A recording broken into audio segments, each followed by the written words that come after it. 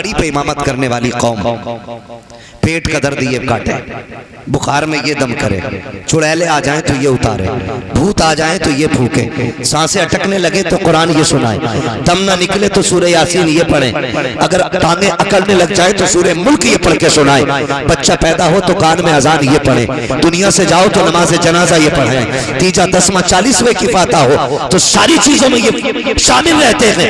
उसके बाद 3 लोग मुसल्ले पे बैठे रहते हैं, कब आएगा इमाम, कब आएगा इमाम। थोड़ा रहम करें, थोड़ा रहम करें।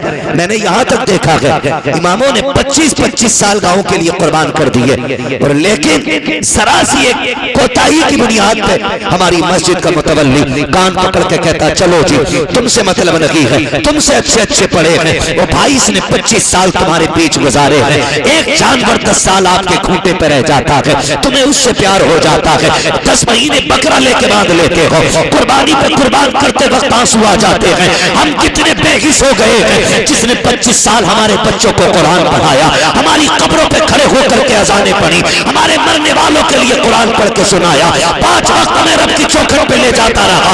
आज 25 साल के बाद अगर कोताही हो गई है तो हमारे रवैये बदल जाते हैं, तेवर बदल जाते हैं। डर रब के अजाब से अगर खता इससे हो गई है तू इसको माफ फरमा दे, मर के कब्र में आएगा खुदा तुझको माफ फरमा दे। एक बात याद रखें, हुजूर से जो हमारा रिश्ता है ना वो हमारी जान से ज्यादा, हमारे माल से ज्यादा, हमारी औलाद से ज्यादा, हमारी कुल कायनात से ज्यादा, हमें सबसे ज्यादा अगर कोई अजीज है तो हमारा नबी अजीज है। और ये हमारे कौलो फेल से जाहिर होना चाहिए। ये जो कभी कभी शोशे छोड़े जाते हैं ना, कभी कभी शोशे छोड़े जाते हैं, कभी हुजूर के खिलाफ, कभी सहाबा के खिलाफ, कभी हमारी मस्जिदों के खिलाफ, ये इसलिए नहीं कि भाई ये कुछ बिगाड़ लेंगे, ये इसलिए छोड़े जाते हैं ताकि ये पहचाने अभी इनमें कितनी जिंदगी बाकी है और ये कौम कितनी मर चुकी है। लेकिन रब सलामत रखे मोमिन की गैरत को, जब जब कभी नापाक दुनिया में आकर के कोई बात कहेगा, रब ताला उसके मुकाबले के लिए कोई ना कोई सलमान अजहरी जरूर पैदा कर देगा। ये क्लियर बात है। दुनिया ये समझती है एक को कैद में डालो, दूसरे को डालो, मुंह बंद हो जाएगा। मैं कहता हूँ इतनी बात समझ क्यों नहीं पाते हो? हमारी पूरी कौम को उठा के जेल में डाल दो, मगर तब भी हम नबी की अजमत में पहरा देना नहीं छोड़ सकते, इसलिए कि सब कुछ हमारा नबी है, सब कुछ हमारा नबी है। तो बात हुजूर की आया करे ना तो कम से कम गैरत और हमीयत हमारी जिंदा होनी चाहिए, लगना चाहिए हुजूर की उम्मती बैठे। फिर अब जरा बताएं, जिसको हुजूर से जितना प्यार है उतनी आवाज से दुरूद पाक पढ़ के सुनाएं। अल्लाहुम्मा सल्ली सय्यिदिना व शफीइना व नबीना मौलाना मुहम्मदिन मअदिल जुदी वल करम व आलिहि व अस्हाबिहि व बारिक व सल्लिम सलातु व सलामुन अलैका या रसूल अल्लाह सल्लल्लाहु तआला अलैहि वसल्लम। अल्लाह सबकी कोशिश कबूल फरमाए। इस बच्चे ने सबसे ज़्यादा ज़ोर से दुरूद पढ़ा, बहुत अच्छा लगा। अल्लाह इस महफिल के सदक़े इस बच्चे को और माँ बाप को इसके हुजूर के शहर की हाज़िरी नसीब फरमाए। आमीन तो कह सकते हैं ना? अच्छा, आप लोग खाली स्टैंड लगा के बैठे हैं, आप भी जलसे में हैं, आप भी बोल सकते हैं ना, है ना? जलसे ही में है ना? अगर हैं तो फिर ज़रा आप बोलें सुभान अल्लाह। अल्लाह करे आपकी आवाज़ भी आ जाए, है ना? और मैं कई बार कह चुका हूँ कि जब भी ये ताम झाम लगाया करें ना तो इसको सामने ना रखा करें, थोड़ा सा डिस्टर्ब होता है। जो लोग सामने होते हैं ना उनसे कांटेक्ट करने में एक ताल्लुक जो बोलने वाले का सुनने वाले का होना चाहिए ना, उसके बीच में कट होता है। आइंदा कहीं भी आप जाएं तो ये ख्याल रखें। अल्लाह ताला अपने हबीब के सदक़े में हमको हुजूर की करम की खैरात अता फरमाए। आज की अजीम महफिल मुझे जैसा कि बताया कमेटी वालों ने सरकार बगदाद रज़ी अल्लाह ताला अन्हु के ज़ात से मंसूब करके सजाई गई है। ऐसा ही है ना? ऐसा ही है ना? इतनी घूर के ना देखो, कुछ नहीं बिगाड़ सकते। मैं तुम्हारे इलाके का हूँ, इमाम साहब नहीं हूँ जो घुड़कियों में आ जाऊंगा। बोले जरा, 11वीं शरीफ की निस्बत की महफिल है कि नहीं? 11वीं की है ना? और आज पहली तारीख हो गई है। तमाम ही अहले इस्लाम को रबीउल सानी की दिली मुबारकबाद। रबीउल अव्वल हुजूर की जात से मंसूब, रबीउल सानी सरकार बगदाद की जात से मंसूब। हो सकता है मैं आपको करामतें ज्यादा ना सुना सकूं, क्योंकि करामतें तो आप सुनते ही रहते हैं। चंद बातें बस आपसे कर लो, बर्दाश्त कर लेंगे ना? कमेटी वाले कह रहे थे 1.5 घंटा बोलें, मुझे जो वक्त दिया गया था 11 बजे का था, वक्त हो गया किसी भी वजह से, उससे शिकवा नहीं है, हालांकि ये स्टेज से उतरने का वक्त था। अल्लाह सबको सलामत रखे। फिर बड़ी मेहनत के बाद सहमति यहाँ पे आके हुई कि भाई 1 घंटा बोलना है। बहुत ज़्यादा मैं एक मिजाज रखता हूँ, तूफान नूह लाने से आखिर क्या फ़ायदा, एक अश्क ही बहुत है अगर कुछ असर करे। हम जहाँ बैठे थे वहाँ ये भी बहस चल रही थी, अगर फजर छूट गई तो जलसे का क्या फ़ायदा। ये बात भी बिल्कुल दुरुस्त है, या तो जलसे इतने जल्दी मुकम्मल कर लो कि फजर से पहले नींद मुकम्मल हो जाए, और या इतने लंबे कर दो कि जलसे से उठ के सीधे मस्जिद तक जाया जाए। ये 2 काम रखा करो, ऐसे नहीं बीच में लटक जाओ, ना जो सोने के ना जागने के। और ये जो हमारे अइम्मा हैं, हमारे उलमा हैं, इनका मसला बड़ा मुश्किल रहता है। कारी साहब अगर जलसे में स्टेज पे आके ना बैठे तो बोरिया बिस्तर बांधा जाएगा। आया क्यों नहीं जलसे में, आके बैठ जाए और 5 मिनट फजर में लेट हो जाए तो फिर बोरिया बिस्तर बंधना कि लेट मस्जिद में क्यों आया। ऐसा लगता है मुतवल्ली नहीं, छुरी लेके कसाई बैठा। खैर करें, जरा अपने ऊपर भी थोड़ा रहम खाएं। अगर रब ने आपको किसी के ऊपर मुसल्लत किया है ना, या हाकिम बनाया है या काबिज बनाया है, तो उतना ही सख्त हिसाब लेना जितना तू रब को दे सके। ये मत सोचना कि तू एक पाई का हिसाब ले ले, मिनट मिनट का तू हिसाब ले ले और रब की बारगाह में यूं ही छूट जाए।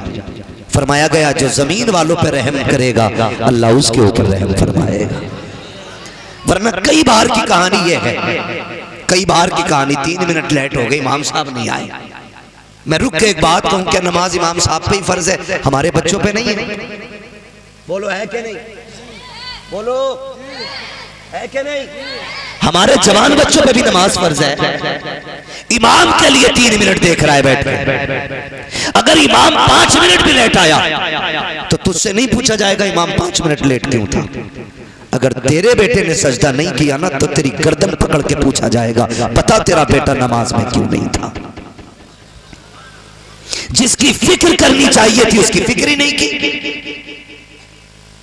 और जहां मतलब नहीं वहां सर चढ़ जाते हैं हम लोग। तो थोड़ा सा ये भी सिला रहमी का, वरना मैं पूरी जिम्मेदारी के साथ कहता हूं खुदा की कसम, इमामों की बड़ी कुर्बानियां होती हैं। ये 7,000 10,000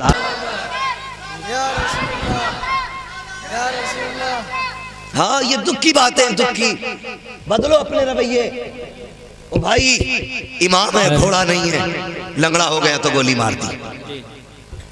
इमाम है ये, कदर करें, कदर करें, इज्जत करें। खुदा की कसम हम इनकी कदर करें ना करें, रब के फरिश्ते भी इनकी कदर करते हैं। ये कौन है ये तो मर के पता चलेगा। आज खसाब हूं ना मैं, आज प्रधान हूं, आज टांग पे टांग रख के बैठता हूं, कोई बोल नहीं सकता सामने, मेरे सामने किसी की आवाज ऊंची नहीं होती है। आज के ये लहजे हैं, सारी अकल निकल जाएगी। जिस दिन मलाकुल मौत ने पंजा रख दिया उस वक्त सारे लहजे नीचे हो जाएंगे, सारी सांसें ठंडी हो जाएंगी। जो रख थिरकती रहती है इसको खरकत देने वाला कोई नहीं मिलेगा। ओ मेरे भाई, आज जिंदगी दी है रब ने, अपनी जिंदगी का मुहासबा करें, बजाय इसके कि किसी और पे हम तोहमतें लगाएं, इल्जाम लगाएं, जलील ठहराएं। अपने आप के बारे में सोचो, और जब कभी गुनाह याद आ जाया करे, रात को मस्जिद का दरवाजा खुला है, जाके मुसल्ला बिछा दो, रो के रब को आवाज दो, वो तो इतना करीब है। तुम एक बार रहमान कहते हो, वो 70 बार तुम्हें या अब्दी कह के आवाज देता है। नारे तकबीर, नारे रिसालत, फैज़ाने बुजुर्गाने दीन अल्लामा मुफ्ती हम्माद रजा साहिब किबला, सुभान अल्लाह। इसका इको हल्का कर दें भाई और आवाज बढ़ा दें, बात समझ में आनी चाहिए। हाँ, मैं शबीना पढ़ने नहीं, मैं बात कहने आया हूँ। जी जी, तवज्जो है सारे लोगों की। अल्लाह सलामत रखे, करेंगे इंशाअल्लाह। आवाज बढ़ाओ भाई ऑपरेटर साहब, करेंगे इंशाअल्लाह। ये सारी बातों पे कोशिश करें, और याद रखिएगा कभी कभी लड़ाई हो जाती है, भाई इमाम की रोटी मैं नहीं दूंगा, मैं थोड़ी जाता हूँ मस्जिद जो रोटी दूं। तो ये जुमले जरा सोच समझ के बोला कर। अल्लाह सबको सबका मेहमान नहीं बनाता है, बेशक बेशक, सबका सबको मेहमान नहीं बनाता है, हर किसी के हिस्से में मेहमान नहीं होता। और याद रखिएगा, जो भी हम खाएंगे, एक दाना भी खाएंगे कयामत में उसका हिसाब देना है।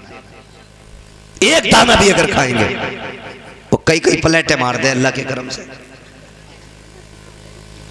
दावत में अगर चला गया ना, खैरियत नहीं है। फिर आधा खाते हैं, आधा है कि नहीं? यही बात। एक बाप जब बेटी की रुखसती के लिए रोटी का इंतजाम करता है ना, तो जब गोश्त तुलता हो ना, तब देखो उसे कितनी फिक्र होती है, कितनी फिक्र होती है। एक एक बोटी कम ना रह जाए, एक बोटी कम ना रह जाए। वो फेंकने वालों, थोड़ी गैरत करो। अगर अपने दस्तरखान पे ऐसी बोटियां फेंकते हो तो ठीक है, फिर मर्जी है, वरना हम औकात जानते फेंकने वालों की। अगर बीवी गोश्त का छींचला छुटा के ना सही दख्तर भाई फेंक दे तो उसके सर पे डंडा लेके खड़ा हो जाता है। हरामखोर, पता नहीं 250 रुपए किलो का लाया हो, तेरा 250 रुपए किलो का है। ये जो गरीब बाप बेटी के निकाह के लिए एक एक जिंदगी की पाई इकट्ठी करके खाना लगाता है, टेबल पे आधा खा के फेंक देते हो। खुदा की कसम सोच भी नहीं सकते हो उस बाप के कलेजे पे क्या गुजरती है जिसने जिंदगी भर की कमाई लगा करके खाने का इंतजाम किया है। कदर किया करो रोटियों की, इज्जत किया करो। अल्लाह अगर तुम्हें दे रहा है इसकी कदर करो, वरना मेरे नबी ने फरमाया रिस्क की इज्जत करना। अगर ये रूठा तो कभी जिंदगी में एक दाना तुम्हें मैसर नहीं हो सकता है। बेशक बेशक। बंद होने का जरिया ये नहीं है कि रोटी नहीं मिलेगी, गेहूं पैदा होने बंद हो जाएंगे। अभी लगा है बीमारी खेतों में, ईख के पत्ते सूख गए। मैं भी बैठा था गांव में अपने, तो बातें होने लगी, बोले ईख को कोरोना हो गया। क्या हुआ भाई, ये कैसे हुआ है ना? ईख को कोरोना हो गया। क्या हुआ कि पत्ते सूख रहे हैं। 20 बीघे सूख गई, 30 बीघे सूख गई। मैंने कभी पिछले हफ्ते में आया था, तुम तो कह रहे थे मेरे खेत के जैसा किसी का खेत नहीं। उस टाइम पता क्या बात कही जा रही थी? उस टाइम कह रहे थे जो दवा मैंने डाली है ना, किसी ने नहीं डाली। किसी का गन्ना ज्यादा काला तो कह रहा जो बीज मेरा है ना वो बीज है, किसी का ही नहीं। अब जब खड़ी खेती सूख गई, अब कह रहा कोरोना हो गया। भाई दवा नहीं है, कब कुदरत की मार है ये, कोई दवा से ही ठीक ना हो रही।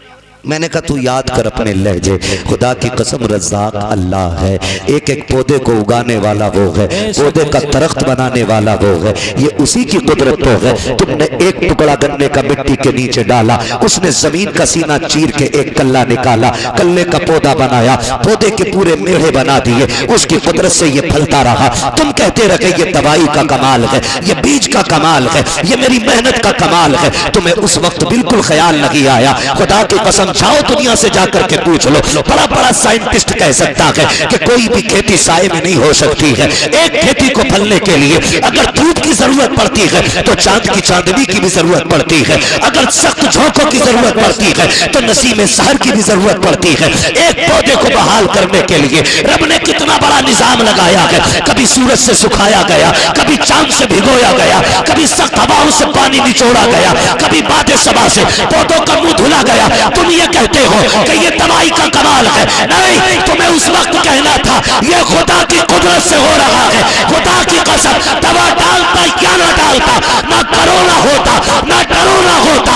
अपनी खेती खुदा के हवाले कर दे, एक एक बीज अल्लाह तेरे घर तक हिफाजत से पहुंचा दे। नारे तकबीर, नारे रिसालत, नारे हैदरी। अल्लामा मुफ्ती हम्माद रजा साहिब किबला। बहुत अच्छा पैगाम है माशाअल्लाह। करो कुछ, बहुत अच्छा, बहुत। अल्लाह की कुदरत का इनकार ना करो। बेशक। फसल अच्छी हो तो क्या शुक्र है तेरा, ना कहो तो मालिक सब्र करता हूं। ये जो करोने हो रहे हैं ना, ये करोने इसलिए हो रहे हैं खेती में क्योंकि उशर कोई नहीं देता जी। हिसाब लगा रहे यार, 2.5 लाख का गन्ना हुआ और 2.5 लाख में अल्लाह का कितना ये ना बताएगा। यही बात। जब हम उशर और ज़कात नहीं देंगे तो फसलें मारी जाएंगी। बेशक। बनी इसराइल का दौर है। एक नबी उस वक्त के पहाड़ पर थे। वो कहते हैं कि मैंने अचानक बादलों के अंदर से आवाज सुनी, कोई कह रहा था चलो फलां के खेत को सैराब करो। तो वजह है ना, सुन रहे मेरी बात? अल्लाह करे ये बात आपकी समझ में आ जाए। हाँ, तो वो कहते हैं कि जब मैंने बादल से ये आवाज सुनी ना, तो मैंने गौर किया ये जा किधर रहा। कहते हैं जहां मैं था वहां बादल बरसा और वहां से एक नाले की शक्ल में पानी चला। वो बयान करते हैं कि मैं पानी के साथ साथ चला। मैंने जाके देखा एक किसान अपने खेत में पानी भर रहा था। मैंने जो नाम सुना था, जो बादलों में नाम लिया गया था, फलां का खेत सैराब करना है, कहते मैंने उससे जाके पूछा तेरा नाम क्या? उसने वही नाम बताया। जब उसने वही नाम बताया तो मैंने उससे कहा यार बता नेकी कौन सी करके बैठा है, इबादत कौन सी की है? कहा क्यों? कहा ये बादल सिर्फ तेरे लिए बरसाया गया था। ये बनी इसराइल के नबी कहते हैं, जो उस वक्त के नबी हैं। वो कहते हैं उस वक्त के नबी थे। उन्होंने कहा, मैंने कहा यार बता नेकी कौन सी की है, कौन सी इबादत करके बैठा है जो तेरे लिए सिर्फ बादल बरसा है? उसकी आंख में आंसू आ गए। उसने कहा इबादत क्या करूंगा, मैं रब का गुनाहगार बंदा। कहा फिर ये बादल तेरे लिए क्यों बरसा, क्या अमल करता है? उसने कहा जब मेरी खेती तैयार हो जाती है, इससे जो भी पैदा होता है उसके मैं 3 हिस्से किया करता हूँ। एक हिस्सा बच्चों पे खर्च करता हूँ, एक हिस्सा अल्लाह की रजा के लिए गरीबों में तकसीम करता हूँ, एक हिस्सा फसल में लगा देता हूँ। अल्लाह अकबर। आवाज आई जो हमारे लिए गरीबों पे खर्च करता है उसकी फसलें मारी नहीं जाती है, अल्लाह उसके नसीब का पत्थरों से पैदा फरमा दे। सुभान अल्लाह, सुभान अल्लाह, माशाअल्लाह। लेकिन हम अगर पड़ा हुआ मिल जाए ना तो माले गनीमत, रातों रात बटियां की बटियां साफ। ओ भाई जिंदगी ज़ाब्ते के साथ गुजारे, ज़ाब्ते के साथ गुजारे। हम कुछ भी नहीं और कोई औकात हमारी नहीं, सिर्फ इतनी है कि तेरे टुकड़ों पे पले गैर की ठोकर पे न डाल। बेशक। झड़कियां खाएं कहाँ छोड़ के सदका तेरा। हम कुछ भी है ना हुजूर के करम से, हुजूर के करम से। ये तो नसीब है हमारा कि हम हुजूर की उम्मत में पैदा हुए। और खुदा की कसम रसूल आजम भी हमारे हैं, बगदाद वाले गौसे आजम भी हमारे हैं, बगदाद वाले गौसे आजम भी हमारे हैं। आप तारीख का ये बाप पढ़ के तो देखें, दुनिया जानती है। कई बार ये सुना होगा, वाकया सुनाना मकसद नहीं, सिर्फ कुछ बताना चाहता हूं। सरकार गौस पाक के वालिद का नाम क्या है? सलामत रहो भाई, सलामत। हजरत अबू साले जंगी दोस्त रहमतुल्लाहि ताला अलैह वालिद यही है ना? बोलो हाँ यही नाम है, मुझे भी यही लग रहा। वालिद कई बार सुना होगा। रोजे से रहते थे, दिन भर रोजा रखना, रात भर नमाज पढ़ना। एक दिन भूख तेज की लगी ना, सुने बहुत गौर से, भूख तेज की लगी तो रोजा भी था। कहने लगे चलो दरिया के किनारे इफ्तार कर लेते। पानी पीने रोजे इफ्तार के लिए गए थे, सेब आ रहा था, उठा के खा लिया। क्या किया? अच्छा बताओ, किसी के पेड़ से तोड़ा था? बोले जरा, किसी से छीना था? दरिया में बहता हुआ आ रहा था, उठा के खा लिया। जैसे ही हलक के नीचे उतरा फौरन दिल ने सवाल किया। दिल ने कहा अबू साले, अगर रब ने कयामत में पूछ लिया कि जो सेब खाया था मालिक से भी पूछा था कि नहीं, जवाब क्या देना है? कांप गए, घबरा गए। रुक के जरा बताओ, दरिया का बहता हुआ सेब उठा के खा ले, दिल कबूल नहीं करता है। आज ना बाजार में बंदा खड़ा हो जाता है, इस ठेले से उस ठेले पे, उससे उस पे, सुबह से शाम तक ना उठा के खा के कह रहा क्या रेट दी है? उसने कही 70 रुपए, कह रहा महंगी है। फिर सिंगाड़े वाले के पास पहुंचा, पहले खाया फिर पूछा क्या रेट है? का 60 रुपए, महंगा है। ऐसे पूरे बाजार में घूम फिर के ठलुआ बंदा पेट भर लेता है। हल्दी लगी ना फिटकरी, रंग चोखा आ गया। शाम को आया सीना चौड़ा करके, ओ भाई हराम के लुकमों से बच, हलाल के लुकमे खा। आज औलाद जूता लेके बाप के आगे खड़ी है तो इसमें जिम्मेदार औलाद नहीं, बाप भी जिम्मेदार है। अगर तुम्हारा बेटा तुम्हारे सामने जूता लेके खड़ा है तो फिर लुकमे तलाश करो कहां से खिलाए थे, क्या खिलाया था बच्चों को। इसलिए कि अगर लुकमे हलाल के होते हैं तो औलाद माँ बाप की फर्माबरदार होती है। ये ख्याल रखिएगा मेरी बात का। हराम के लुकमे नस्लें तबाह कर देते हैं। देर नहीं लगती है ना मैंड पे चलने। हम लोग अक्सर खेत में घूमने वाले लोग, इसलिए इस लेवल से मैं बात कर रहा हूं। बारी मारी सूत के किसी के खेत में गुजर जाओ, धान के धोरा पूरा ही साफ है, एक बाल में धान नहीं मिलेगा तुम्हें, सब सूत दिए। और करना कुछ नहीं है, चार खाएगा बाकी। याद रखना हिसाब देना पड़ेगा इसका, और हिसाब इतना सख्त होगा, पूछा जाएगा जो तूने दाना चबाया था वो कितना खाया था, और जो छिलका फेंका था वो कहां फेंका था किसका, किसकी जमीन में डाला। देखने में कोई औकात है धान की छिलके की, मगर हिसाब इतना सख्त होना है। लेकिन हमें डर नहीं लगता, अरे देखा जाएगा, देखा जाएगा, कम कोई नहीं है। बाट देख लो, बेच रहा है ना तो 900 ग्राम तोल लिया, खरीद रहा तो 1 किलो 100 ग्राम डंडी मार के ले रहा। कपड़ा अगर नाप रहा है तो 10 सेंटीमीटर कम है, वो कह रहा जी इतने में ही आया। और अगर कह दो छोटा रह गया तो सुकड़ गया होगा।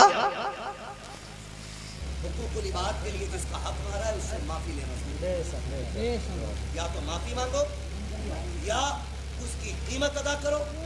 जब तक बंदा राजी नहीं होगा उस वक्त तक खुदा भी राजी। ये ख्याल बहुत ज्यादा ये जरूरी बात है जो मैं आपसे करने लगा हूं। आज हुकूकुल इबाद को बंदा हल्के में लेता है। हुकूकुल इबाद जरा दिल पे हाथ रख के बताएं, हर गांव में मैंड का झगड़ा है कि नहीं? कहीं ऐसी जगह नहीं होती है, कहीं ऐसी जगह नहीं होती है जहां बैंड का झगड़ा ना हो। 4 इंच इधर की उधर कर दी, बड़ा बड़ा काबिल पड़ा बैंड काटने वाला, नीचे नीचे कुरेद का पानी भर दे, अगले दिन 4 इंच खेत बढ़ जा उसका। क्या भाई इधर कैसे आ गई ना, लौट गई होगी। क्यों? ये तो 10 फीट की दीवार थी ना जो लौट गई होगी। और ये सोच रहा सबसे पैदावार उसे ही कुरेदेगा बैठ के। और जब सामने वाला भी कम नहीं होता, उसकी गिर गई, उसने उठाई पूरी फिट भर अंदर रख दी। तेरी माँ ने दूध पिलाया, इधर रख के दिखा। याद रखिएगा, हजरत अली गुजर के जा रहे, 2 बंदे झगड़ा कर रहे। एक कहता था जमीन मेरी है, दूसरा कहता था जमीन मेरी है। हजरत अली को आते देखा, कहने लगे अली ठहरो, तुम तो शेरे खुदा हो, और नबी ने फरमाया अना मदीनतुल इल्म वालियुन बाबूहा, मैं इल्म का शहर हूं, अली उसका दरवाजा है, फैसला कर दें। फरमाया किस चीज का फैसला? कहने लगे ये कह रहा है जमीन मेरी है, मैं कह रहा हूं मेरी है, बताओ जमीन किसकी है? आपने ठोकर मारी जमीन के। कहने लगी जमीन जानती है तू मैं कौन हूं? उसने कहा जी आपको अबू तुराब कहा जाता है। कहने लगे एक बात पूछूं? कहा पूछे ना अली।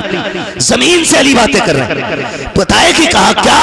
कहा ये कह रहा है मेरी है, ये कह रहा है मेरी है, तू बता किसकी है? जमीन ने अजीब बात कही। जमीन ने कहा अली इनसे कह दो ना मैं इसकी हूं ना मैं इसकी हूं, बल्कि ये दोनों मेरे हैं। हुए नाम वर बेनिशां कैसे कैसे, जमीन खा गई आसमां कैसे कैसे। जमीन ने कहा था ये मेरे, इस 2-2 इंच के लिए तुमने क्या क्या ना किया। जरा सी मेंढ की खातिर तुमने अपनों पे गोलियां चलाई, अपनों के सर तोड़े, लाठियां डंडे चलाए, अपनों को घर से बेघर किया, बहन बेटियों को कोर्ट कचहरी में खचेड़ा, सिर्फ 2 इंच जमीन की खातिर। और यार क्या चला जाता अगर तुम अपने सगे भाई के लिए 2 इंच जमीन की माफी दे देते, या तुम्हारा क्या चला जाता अगर किसी भाई का हक ना मारते। और भाई जहां तू बाप का बेटा है वो भी तो बाप का बेटा है, बाप की संपत्ति में बेईमानी कैसी? लोग कहते हैं हम परेशान है। मैंने कहा किस किसी की औकात नहीं है जो तुम्हें परेशान कर सके। हमारी परेशानी की वजह हम ये लोग हुआ करते हैं। जाओ जाके कचहरियों में देखो, भाई का मुकदमा भाई के खिलाफ है, भाई का दावा भाई के खिलाफ है। जेलों में जाके देखो, जितने भी दाढ़ी टोपी वाले हैं उनको फंसाने वाले अक्सर मुसलमान क्यों होते हैं, उनका जायदाद का झगड़ा क्यों होता है। वो मेरे भाई, खुदा का वास्ता इस 2 इंच 4 इंच फिट भर के लिए अपनों का खून न बगाना, इसलिए कि दौलत हाथ का मैल होती है लेकिन अपने मेहनत से नहीं बल्कि रब की तौफीक और नसीबों से मिला करता। नारे तकबीर, नारे रिसालत, नारे गौसियत, मसलके आला हजरत, उलमाए अहले सुन्नत। सुभान अल्लाह। कर दो भाई, मैं इससे अच्छा तो बिना माइक की बोल रहा हूँ। तवज्जो है सारे लोगों की। ओ भाई, अपनों का खून ना बहाएं, खून ना बहाएं अपनों का। और तुम जिसके लिए अपने का गला काट रहे हो ना, ये तुम्हारे साथ कब्र में नहीं जानी। लेके गया है कोई? गया है कोई लेके? कोई नहीं। खाली हाथ आना है, खाली हाथ जाना, खाली हाथ जाना गए। जब आए थे मुट्ठियां बंद थी, और जब जाओगे ये खुली हो जाएंगी, खुली हो जाएंगी, खुली हो जाएंगी। सिकंदर जिसने आधी दुनिया फतह कर ली थी और उसको पूरी दुनिया का बादशाह कहा जाता है। क्यों? क्योंकि जिस स्पीड से वो दुनिया फतह कर रहा था, अगर जिंदगी साथ दे देती पूरी दुनिया फतह करता वो। जानते हो, चलते चलते रास्ते में सांप ने काटा, जहर फैला, बिस्तर पे लेट गया। तबीबों ने इलाज किया, इलाज होते होते एक दिन तबीबों ने हाथ उठा दिए। तबीबों ने कहा, ये बादशाह अब आखिरी लम्हात आ गए, बचोगे नहीं। उसने कहा, कितना वक्त है? कहा, बस चंद सांसें हैं। उसने कहा, क्या मैं यहां से अपने वतन नहीं जा सकता? उन्होंने कहा, नहीं, अब इतनी मोहलत नहीं है तुम अपने वतन जा सको। तब सिकंदर ने कहा था, मेरे पास बहुत दौलत है, जाओ जाकर के ऐलान कर दो मेरी सारी दौलत कोई ले ले और इतनी सांसें दे दे कि मैं अपने मुल्क में जाके मर सकूं। तो सबने कहा था, बादशाह सारी कायनात लेकर के कोई तुझे एक सांस नहीं दे सकता। उसने कहा, फिर दौलत किस काम की? कहा, लोगों मैं मर जाऊं, मेरे हाथ कफन से निकाल देना। कहा, किस लिए? ताकि दुनिया को बता दूं ये दौलत इतनी बेवफा है, तुम्हारा ही काम नहीं आनी है। हाथ निकाल देना ताकि दुनिया दौलत को सब कुछ न समझे, दुनिया जान ले सिकंदर खाली हाथ आया था, खाली हाथ। नारे तकबीर, नारे रिसालत, नारे गौसियत, मसलके आला हजरत अल्लामा मुफ्ती हम्माद रजा साहिब किबला। सुभान अल्लाह, बहुत अच्छा पैगाम। ओ भाई, ये किसी के साथ नहीं गई है और ये के बाद दीगरे सब की बारी है। आज मेरी है, कल आपकी बारी है। लोग कहते हैं हम उसे छोड़ के आए कब्रिस्तान। औकात क्या तुम छोड़ के आए? वो तुम्हें लेके गया था कब्रिस्तान तक। वो जो जनाजे में लेटा है ना, वो तुम्हें लेके गया था। वो गड्ढा दिखा के लाया है, उसने कब्र दिखाई है, उसने मिट्टी दिखाई है, उसने तख्ते दिखाए हैं, उसने अंधेरा घर दिखाया है। उसने कहा, मैं तो चल दिया, तू इसकी तैयारी करके आना, तू इसकी तैयारी करके आना। लोग समझ बैठे हैं कि नहीं नहीं जी, जो भी है ऊपर ही ऊपर है। नहीं, असल मामला नीचे का है, असल मामला नीचे का है। हलाल की दौलत इकट्ठा करना बच्चों के लिए। ये दुनिया बड़ी बेवफा है। मर के देखो, अगर बाप करोड़ों भी छोड़ के गया है ना, तो बेटों ने सोने के सिक्के नहीं दिए मस्जिद में। ये नहीं सोचा मेरे अब्बा ने मेहनत से कमाई थी, लाओ इसे ही बख्शवा लिया जाए।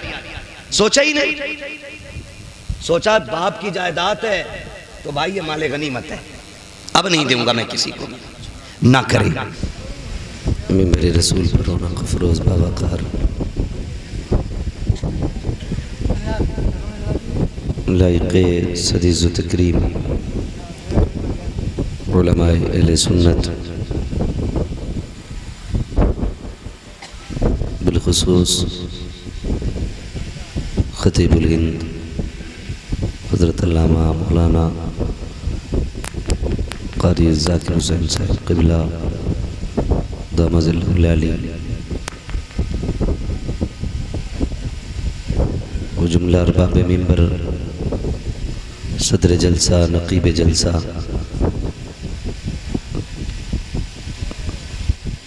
जुमला शुअराए इकराम और महफ़िल पाक में तशरीफ़ फरमा मोहतरम बुज़ुर्गों, नौजवान साथियों, अज़ीज़ बच्चों, जुमला सामईन इकराम, अस्सलामु अलैकुम व रहमतुल्लाहि व बरकातुहू।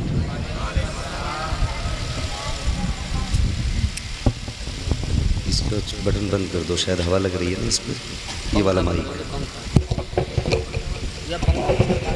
पंखे बंद करा दो, इतनी गर्मी करवा दो।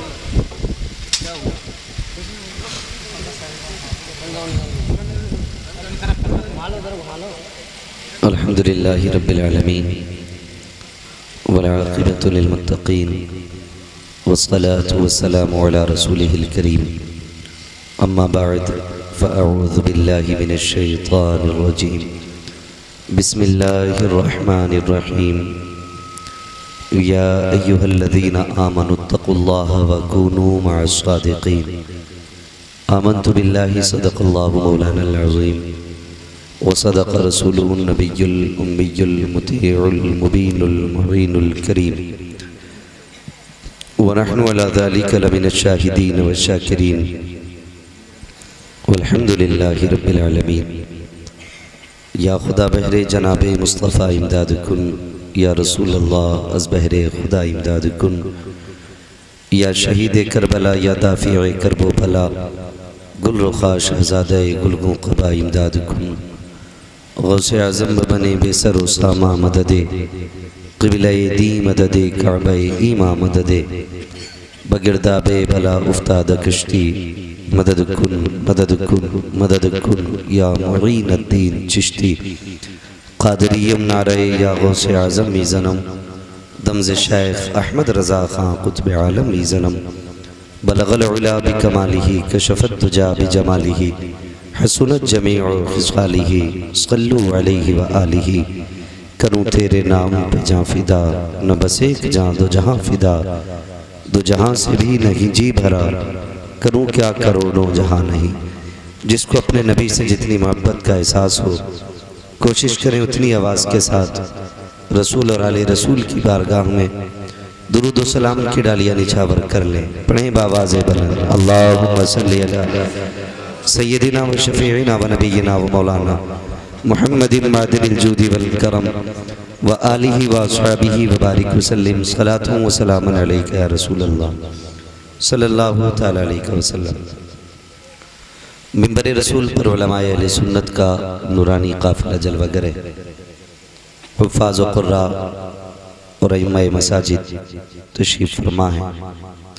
साथ ही साथ हमारे मुल्क के दरख्शिंदा सितारे भी मौजूद हैं। बड़े ही खूबसूरत अंदाज में भी आपने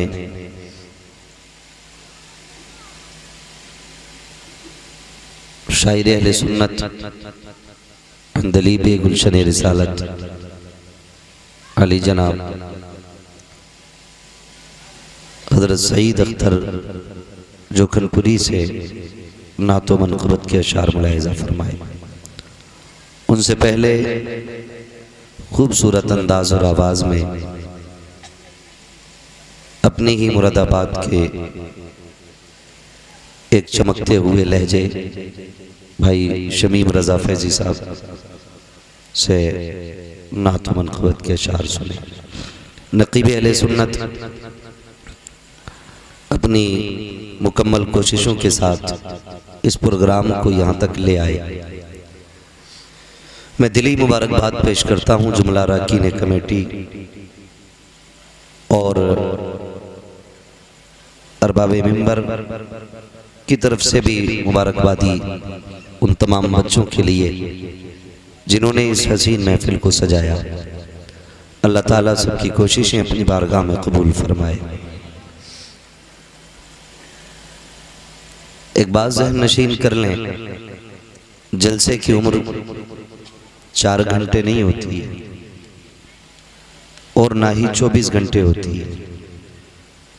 जलसा तब से शुरू हो जाता है जब से जलसे की तारीख मुकर्रर की जाती है। ये अरकान कमेटी बानियान जलसा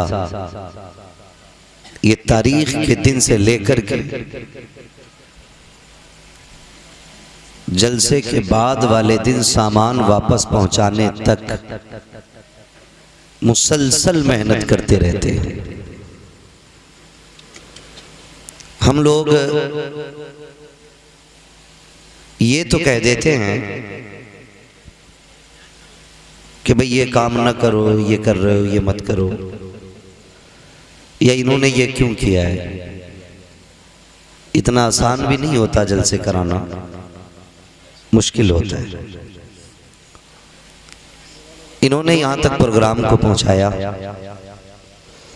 हम लोगों के लिए यहाँ तक के कुर्सियाँ लगी लगाई मिल गई। खाली बैठ के सुभान अल्लाह ही कहना था, उसमें भी डंडी मारनी शुरू कर दी।